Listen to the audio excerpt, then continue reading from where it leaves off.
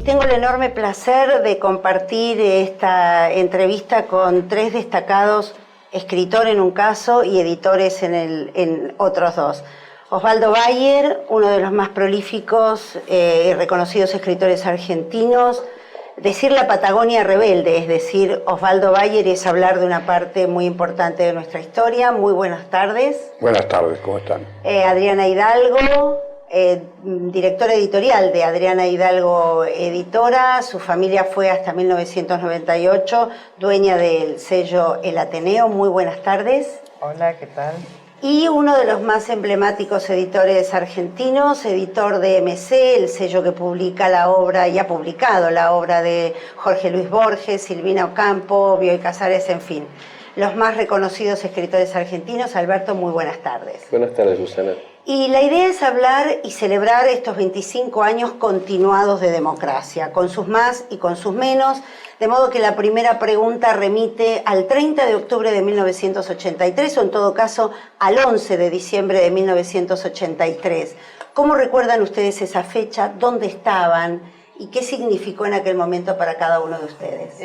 Yo en esa época estaba viviendo afuera, pero por cuestiones de trabajo de mi marido, así que en ese momento estaba en Inglaterra.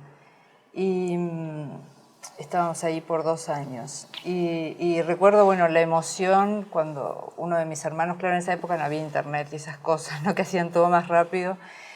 Cuando uno de mis hermanos me llamó por teléfono, emocionadísimo, que habíamos ganado, nosotros éramos todos radicales, ¿no? Entonces había ganado Alfonsín y la felicidad de volver a la democracia, ¿no? Y más allá de esto, de todos modos, esta alegría para mí está íntimamente vinculada a otra fecha, que es el 31 años antes, no 25, que es el secuestro de mi padre por un grupo de tareas y, bueno, aún permanece desaparecido. Esto fue el 17 de julio de 1977 y bueno, no puedo dejar de unirlo. También del exilio volvió Alberto Díaz. Sí, más o menos para la misma época que volvió Osvaldo. Yo volví el 13 de octubre. Volví de México después de 8 años de exilio. Y los recuerdos más o menos son muy parecidos a los de Osvaldo. La alegría de reencontrarse después de 8 años fuera del país, salida no voluntaria. Y cosas que me sorprendieron. Yo ya, donde sigo viviendo hoy, me mudé, cuando llegué me instalé en Palermo, así que es desde el 83 mi barrio, y fue un barrio, es decir, con mucha participación en la fiesta posterior a las elecciones.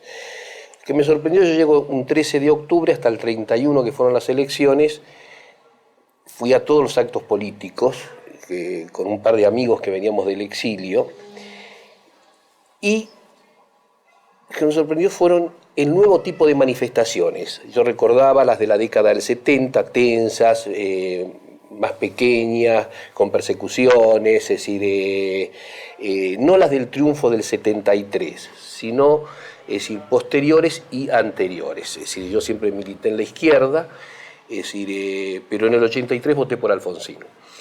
Y siempre recordaba gases, corridas, es decir, compañeros presos, es decir, tensiones, y de pronto ver manifestaciones con chicos, al principio me parecía una irresponsabilidad. Es decir, y bueno, es una sociedad que en 8 años había cambiado, celebraba la democracia, y bueno, es decir, aprendimos a hablar un nuevo lenguaje. Eso por lo menos en lo que respecta a mí y un grupo de amigos, es decir, que conformamos en su momento el Club de Cultura Socialista, por ejemplo, ¿no? ¿Y qué pasa con la literatura? Porque Alberto marca algo que ha surgido a lo largo de otras entrevistas, un cambio cultural que se va manifestando a lo largo de los 80, ¿no? La gente en las calles, que también lo dice Osvaldo, oradores en las calles, la manifestación de la cultura en el espacio público. ¿Qué pasa con la literatura? Porque no puede haber una ruptura tan brusca. ¿Cómo es esa producción que empieza a darse? ¿Cómo empiezan ustedes a vivir el reencuentro con el país desde la literatura y en tal caso, cómo lo registra ese mercado editorial, ese nuevo cambio cultural que es un cambio político? En el caso de mis libros lo noté, es decir, el Severino di Giovanni, mi primer libro, fue prohibido por el presidente Lastiri, que cuando vi el decreto en el diario dije hay que ser desgraciado para ser prohibido por Lastiri, ¿no? Porque si a uno lo prohibía, tal vez un Irigoyen o un Perón, bueno, dice, digamos, es para discutirlo, pero Lastiri, dejémoslo ahí. Después los anarquistas de propiedades lo prohibió Isabel Perón y también la película La Patagonia Rebelde. Y después la dictadura quemó los 4 tomos de La Patagonia Rebelde por Dios, patria y hogar, como dijo el teniente coronel Gorleri en la disposición. El teniente coronel Gorleri después fue ascendido a general en tiempos de Alfonsín, a pesar de que yo envié toda esa documentación. El Senado aprobó el ascenso y hoy cobra sueldo de general como retirado. Estas cosas que tiene nuestro país. En nuestra democracia. Total, solamente quemó libros, ¿no? Bueno, así que tardó, es decir, para ciertos escritores, para otros no, posiblemente.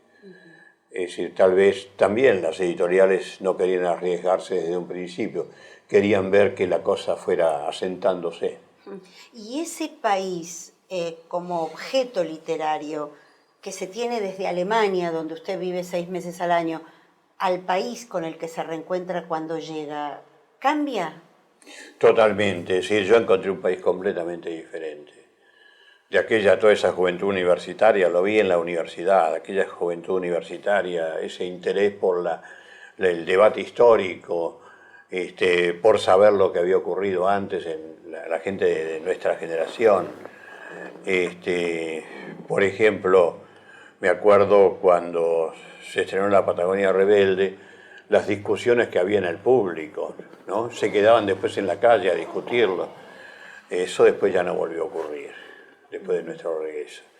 Es decir, que había, en cierto sentido, para mí, la dictadura había vencido, había terminado con cierto sector que le gustaba mucho la polémica, la discusión y el saber más. Bueno, y hoy es como que hay un efecto que ha rendido sus frutos 25 años después. No muchos discuten sobre política hoy, ¿no? Así es. Adriana, ¿cómo era aquel mercado editorial que empieza a florecer? Yo en ese momento estaba trabajando en la editorial y la librería El Ateneo, que se dedicaban más a las ciencias, la medicina, la economía y ese tipo de géneros. Yo pienso que digamos, siempre los escritores siguieron escribiendo y fueron apareciendo por ahí más lentamente las novedades, pero creo que fue un momento de florecimiento, ¿no? que va increyendo en todos estos años. Uh-huh. ¿Y cómo lo vive un editor legendario como Alberto Díaz? Porque si le acusa a ciertas instituciones vinculadas con el libro, no sé si llamarlo complicidad, pero cierto silencio durante los años más duros de la dictadura, sobre todo con actitudes que después lamentaron con ciertos editores, ¿no? Bueno, es decir, las instituciones son lo que son. Es decir, las cámaras son lobbies de empresa. Yo en el momento que a mí me detienen se inauguraba ese día la segunda feria del libro de Buenos Aires. Yo trabajaba, era fundador junto con otros amigos de Siglo XXI, una editorial de textos universitarios, ensayos, nos detiene la Marina, allana la editorial y nos lleva a un compañero de trabajo, Jorge Tula, recientemente fallecido, y a mí, y otros que no los encontraron. De ahí estuvimos desaparecidos, ni la Cámara, ni la feria hicieron absolutamente nada. Siempre hay alguien que dice algo. Por ejemplo, recuerdo Boris Spivakov, que era uno de los legendario, además, de los que mayor peligro corrían, a quien hay que recordar, estamos hablando en democracia, porque la desaparición de personas generalmente está precedida por la quema de libros. A Boris, antes del golpe, le queman 1,5 millones de ejemplares. Es decir, quema que recuerda a las legendarias quemas del nazismo.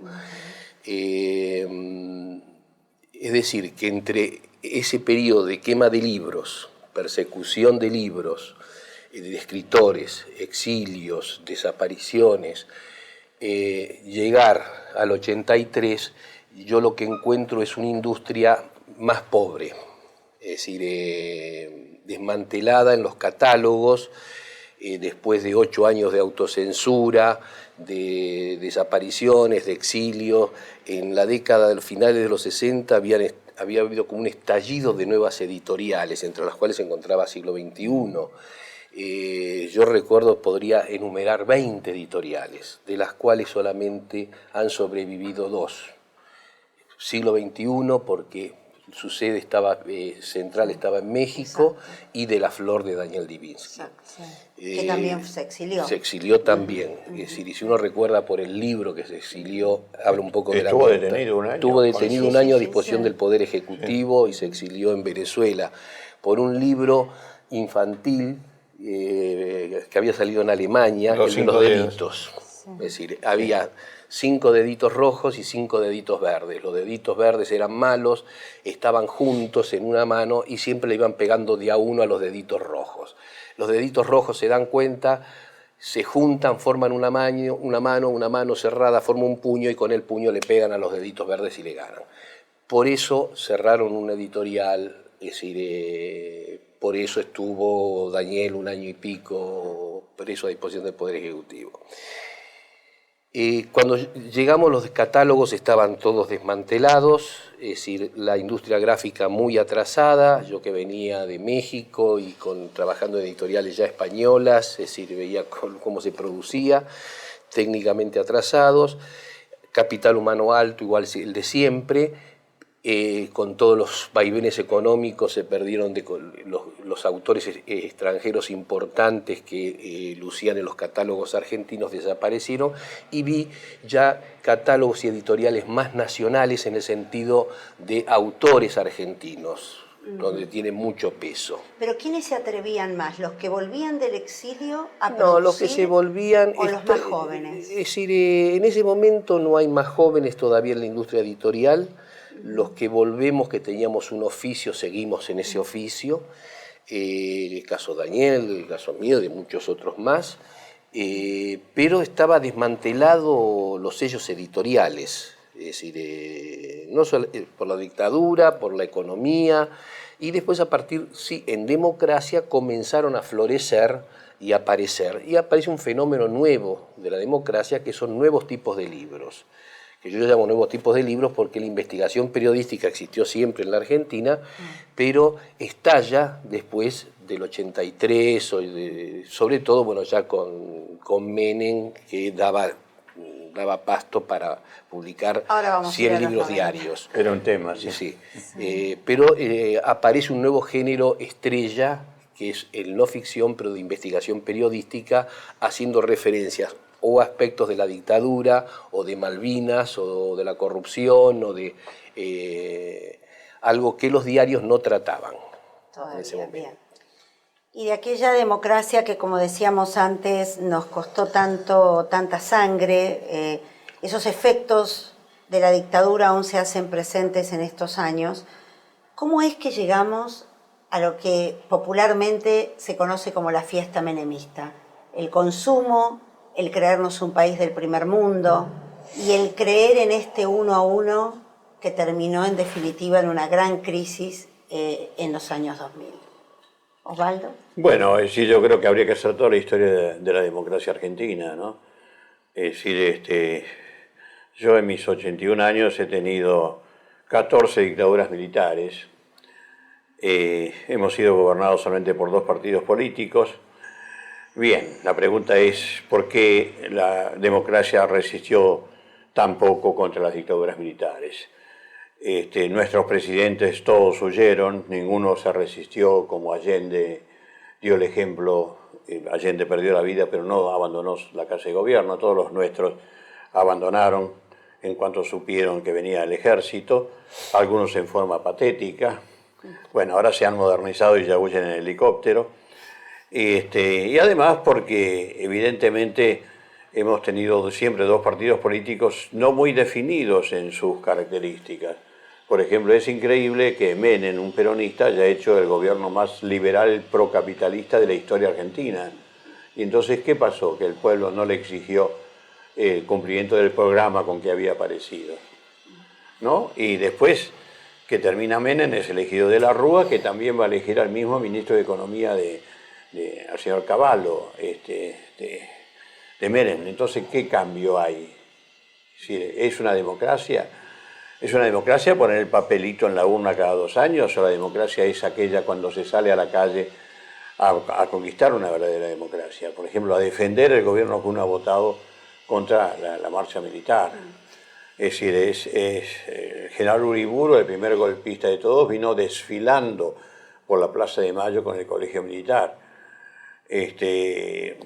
Y bueno, y el presidente Irigoyen huyó y entregó su renuncia al jefe del Regimiento 7 de Infantería, renunciando indeclinablemente. Ese jefe, un teniente coronel todo asustado, no sabía si aceptarle o no la renuncia al presidente. Es decir, hay cosas realmente de una fantasía increíble en nuestra democracia. Podríamos seguir así. Entonces, ha faltado también la de nuestros intelectuales de salir a la calle cuando realmente se ha visto una gran injusticia. Es decir, ¿cómo podemos apoyar esto o darle la vuelta de la espalda o no darnos por aludido de que Uriburu, el primer golpista argentino, tiene un monumento en la entrada de la ciudad de Azul y nadie es capaz de sacarlo, a un golpista, ¿no? Bueno, para no hablar de otras cosas. Es decir, que es toda una cuestión de la democracia argentina, de la historia de la democracia argentina, de nuestra historia también. Ahora, esta pregunta va para los 3. ¿Por qué en la Argentina los intelectuales que asumen un papel comprometido son siempre los que están a favor del gobierno que en ese momento está en el poder? Como si por fuera de ese grupo de intelectuales, que puede ser súper prestigioso, tener su postura, y a mí me parece absolutamente legítimo, no hay otro grupo de intelectuales con ideas diferentes, de modo de crear un debate, porque en ese debate se enriquecería toda la opinión pública. ¿Por qué creen ustedes que esto no se da? Pasa ahora con Kirchner, pasó en su momento con Alfonsín, pasó con Menem. Yo recuerdo la cantidad de gente que vertía en televisión su opinión favorable al gobierno de Menem. ¿Qué es lo que pasa? Que siempre parece haber una postura unívoca, desde un punto de vista intelectual, digo, ¿no? Bueno, le doy la palabra a ellos porque yo ya hablé. Sí.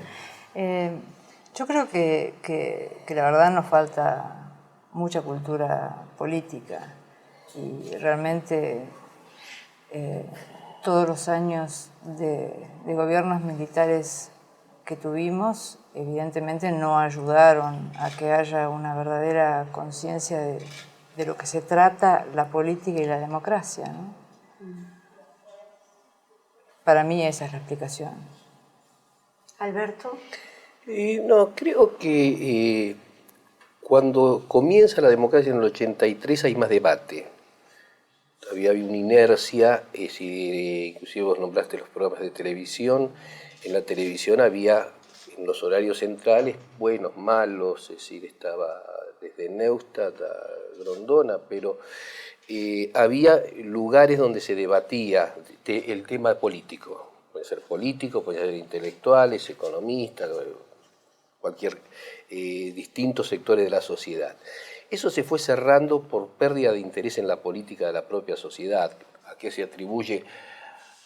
Es largo de explicar, qué sé yo, decepción con la política, decepción con la democracia, en fin, distintos aspectos que llevan a que la política cada vez sea más central, que no es solo un problema argentino, sino mundial. Es decir, hoy la política interesa muy poco a los ciudadanos. Es decir, los ciudadanos le exigen a los políticos casi como si fueran gerentes de empresa. Es decir, hacer las cosas bien y andate rápido. Es decir, les molesta lo pesado de la democracia en la toma de decisiones. Es decir, no es solamente la cultura argentina que tiene poco acostumbramiento a la democracia y generalmente nos gusta el decisionismo. Después nos quejamos del decisionismo de Menem, pero es decir, esas cosas en la sociedad gustan. Este tiene huevos, este manda. ¿Y cómo analizan ustedes el papel de los medios? Porque mientras Alberto comenta esto, pienso en que durante la era del gobierno de Carlos Menem solamente había programas que eran pro-menemistas. Es decir, no había una sola voz disidente en la televisión. Incluso los diarios también jugaban un papel ahí basal, se podría decir. ¿Cómo lo analizan ustedes? ¿Falta de cultura democrática también? Sí, bueno, y aquello que tenemos que haber debatido después de la dictadura militar, que los medios de comunicación deben ser de derecho público y no de pertenecer a grandes empresas, ¿no? Es una cosa realmente ir a la verdadera democracia. Porque realmente cada empresa representa sus intereses empresarios. Pero esto pasa en las democracias más modernas. Sí, también. claro, bueno, está en el debate. No, pero por ejemplo, mi experiencia en Alemania, la verdad que fue magnífica en el primer tiempo, porque toda la televisión era de derecho público, cuando gobernaron los socialdemócratas. Y la verdad que el canal principal, había 2 canales de televisión más uno provincial por cada estado. Bueno, y eran canales de la cultura, es decir, y se debatían todas las noches los grandes problemas de la sociedad, ¿no? Por ejemplo, el tema del aborto estuvo 6 meses discutiéndose todas las noches 1 hora. Desde diferentes perspectivas. Desde diferente, todo, es decir, se le dio entrada a todas las agrupaciones que tenían algún interés en el tema.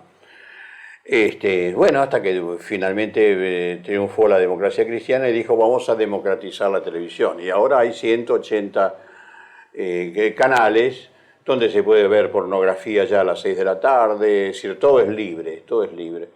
Y antes realmente era una cosa de una gran educación y de una gran altura. A mí, yo estuve encantado cuando llegué allí. En cambio, sí, la prensa escrita seguía perteneciendo a empresas. Pero, por ejemplo, el Estado ayudaba a cooperativas de periodistas para fundar diarios, ¿no? La Taz, por ejemplo, la Tageszeitung fue y sigue siendo una cooperativa de periodistas. O sea que hubo una estrategia importante durante los años 90 como para concentrar el mercado de los medios y contar con eso por parte del gobierno. Pero claro, fue una estrategia muy clara, ¿no? No sé claro. qué piensa Alberto. Yo creo que es un fenómeno a nivel mundial. A mí me sorprende, si uno lee, en la parte económica es más clara, ¿no? Es decir, salvo ahora que estallaron todas las burbujas y hay un replanteo, es decir, del modelo económico.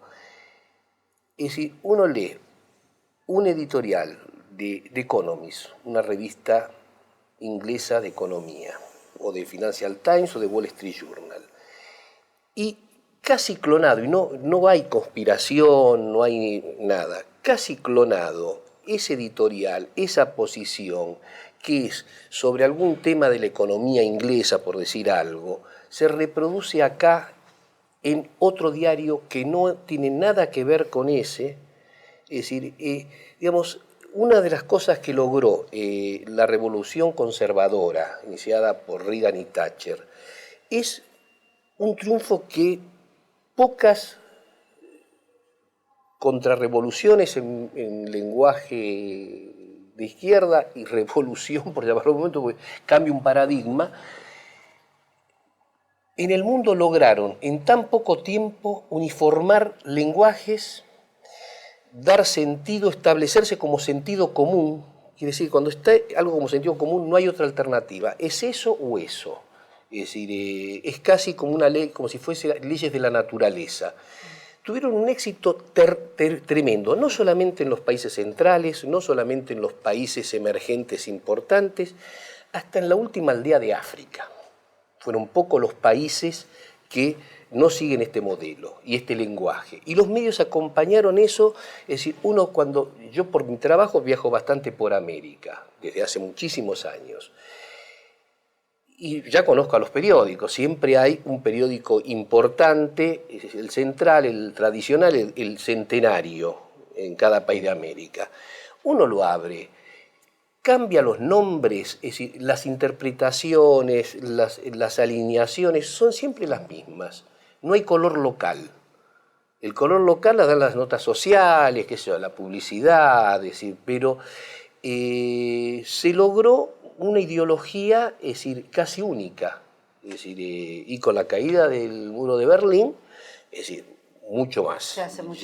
Se hace mucho más salvaje porque ya no hay competencia, no hay que andar salvando al mundo del comunismo, ya el comunismo cayó, no hay que salvar a nadie, entonces descaradamente ya se empiezan a bajar impuestos a los ricos, bueno, hasta la caída de ahora del muro de Wall Street.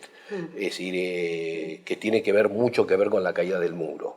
Es decir, exactamente, ese es un concepto muy importante. Lo leía la vez pasada en medios europeos, donde se decía, el día de la caída del muro de Berlín, el capitalismo no entendió que al caer el comunismo caía también un modelo del capitalismo y que ahora es el capitalismo el que tiene que modificar y adaptarse. Con estas reflexiones de ustedes vamos llegando a la gran crisis del año 2000. Básicamente, yo la he vivido como una crisis cultural y una crisis de empobrecimiento cultural. Ustedes me dirán si esto es un concepto equivocado o ustedes sienten que la Argentina culturalmente se ha empobrecido. No hay debate en el espacio público, no sabemos cuál es el espacio público de debate, han desaparecido los programas políticos en la televisión, si hay alguno que queda en un canal de cable y uno lo ve si engancha el programa de acuerdo con el horario. Y a la vez que me cuenten ustedes qué pasa y cómo se traduce esto en el mercado editorial, a los dos editores. Adriana, ¿cómo viviste vos la crisis del 2000? Mira, la crisis del 2000, nosotros habíamos empezado la editorial en 1999. Me acuerdo que en ese momento muchos nos decían, pero ¿les parece que este es un momento adecuado? Bueno, nosotros la verdad es que a eso respondimos que si íbamos a esperar el momento adecuado en la Argentina, posiblemente no lo hiciéramos nunca. Digamos, la Argentina es un país complicado por naturaleza, yo creo. Bueno, nos lanzamos y en el año 2000, bueno, empezó toda esta crisis que desembocó en el 2001. Para nosotros, así como editorial, digamos, no fue muy dramático porque, bueno, recién empezábamos, bajamos la producción, habíamos empezado a exportar inmediatamente porque siempre consideramos que nuestro mercado, para una editorial independiente como la nuestra, el mercado era la lengua castellana, entonces exportamos inmediatamente. Entonces, bueno, eso nos ayudó a pasar esa primera crisis. Y bueno, y allí seguimos adelante. O sea, una merma en la producción editorial y una búsqueda, imagino yo, de nuevos temas y nuevos autores para sortearla, ¿no? Porque también con la mejor literatura se consigue salir más rápido. Sí, digamos, nosotros nos pusimos como meta, como editorial, publicar todo aquello que nos pareciera relevante en términos estéticos, literarios y de circulación de ideas, que para nosotros una editorial independiente es eso. No hacemos demasiados títulos por año, hacemos una veintena de títulos por año nuevos y hacemos muchas reediciones, por suerte, porque, bueno, queremos una editorial de catálogo, es decir, que ninguno de los libros salga de catálogo nunca. Entonces los vamos manteniendo en el tiempo, porque, bueno, es una búsqueda muy detallada de cada uno de los títulos que vamos a hacer. Y bueno, más o menos el programa lo teníamos previsto, seguimos buscando los autores que nos interesaban, comprando derechos en el exterior para traducciones y bueno, acá estamos. Y a nivel general percibí si este florecimiento cultural de los años 80 se empobrece 20 años después con esta crisis. No, yo no creo realmente. No. Yo creo que, digamos, el empobrecimiento se da sobre todo en las épocas, posiblemente, me parece a mí, ¿no?, de cuando hay mucha censura o mucho miedo. Creo que las crisis económicas no ayudan, pero, digamos, cuando hay una meta hay que buscar el modo de salir adelante. Y el modo de salir adelante es buscar, digamos, los medios comerciales adecuados para poder hacerlo. Que en este caso creo que es mirar afuera, es decir, que el mercado sea la lengua y no solamente el territorio argentino. Se entiende. Alberto, MC pertenece hoy a un grupo editorial internacional. ¿La crisis del año 2000 repercute de la misma manera en un grupo con estas características? ¿Están obligados a modificar toda la producción editorial, a hacer nuevas búsquedas? ¿Cómo lo viven? En el caso práctico, cotidiano, el pertenecer a un gran grupo en estos casos y en esos momentos es casi lo mismo que ser una empresa de capital nacional. Es decir, el capital, la corporación no responde por la crisis, puede aguantar que no se cierre, es decir, que no se acabe esa inversión, el accionista no retirar la inversión, pero corresponde a las generales de la ley.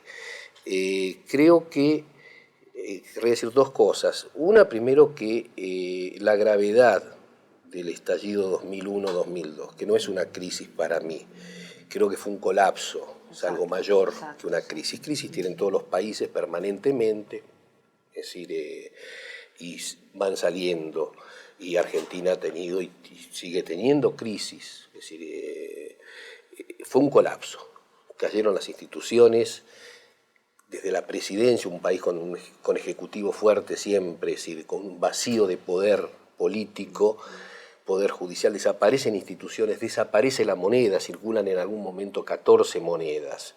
Es decir, una sociedad alienada que pide que se vayan todos, es decir, sin norte, sin conducción política, asambleas, es decir, bueno, hay una vivacidad de la sociedad y algo muy importante, que por primera vez en muchos años, que siempre escuchábamos la misma cantinela, cuando uno hablaba de Doña Rosa o del taxista, que decía, bueno, aquí lo que hace falta es una mano dura como Franco, como Fidel, no importaba qué color político tuviera, para que, o yo en 24 horas me das el poder y te lo arreglo.